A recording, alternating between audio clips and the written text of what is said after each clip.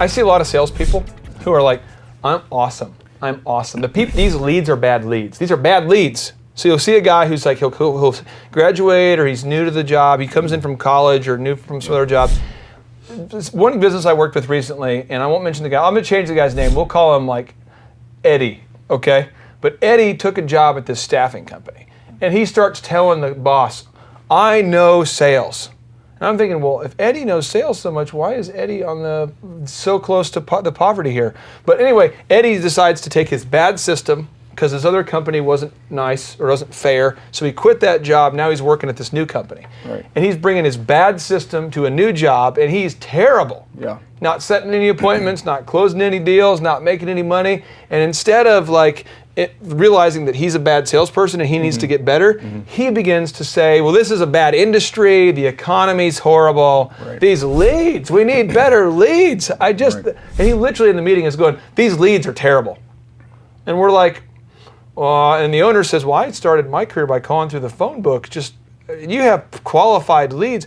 So how are you able to say self-aware? Because you are very critical of yourself. I've heard you do it where you're like, well, I just need to get better in this area. Yeah. How are you, have you taught yourself to do this? Or I mean, what is your process? Because I think that's not very common for people to be self-aware and not blame somebody else.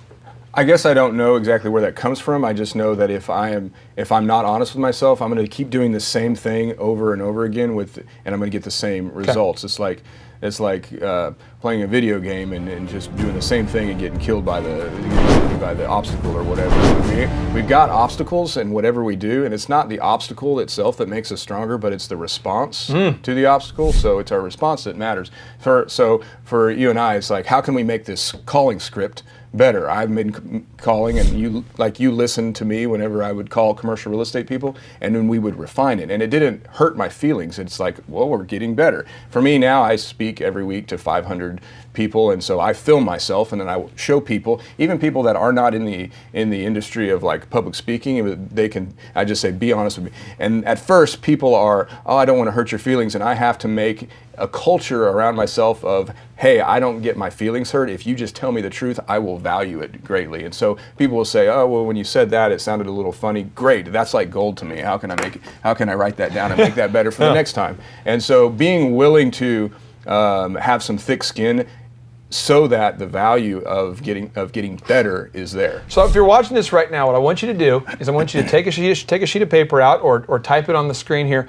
What is your biggest limiting factor? What is your biggest limiting factor? What are you terrible at right now? What is the thing that you right now are not good at? Are you not good at making cold calls? Are you mortified about asking people to invest in your business idea?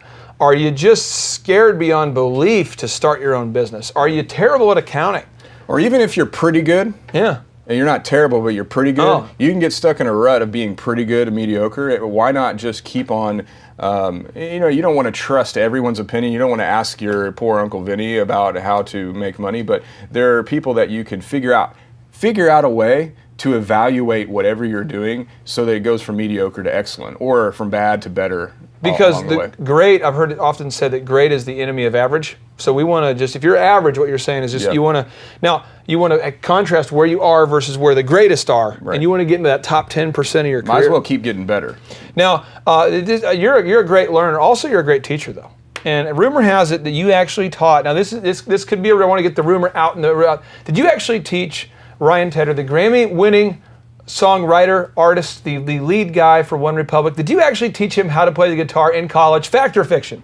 I'm still waiting for the royalty checks for that, but it is a fact that Ryan Tedder and I were roommates our freshman year in college, and I brought my guitar and I taught him, his first 5 or 6 chords, and within 2 weeks he was better than I was. And I've been playing guitar. I've been playing guitar for 5 or 6 years, and I knew the basic chords, and I showed him where to put his fingers, and he'd never played guitar before. It was incredible.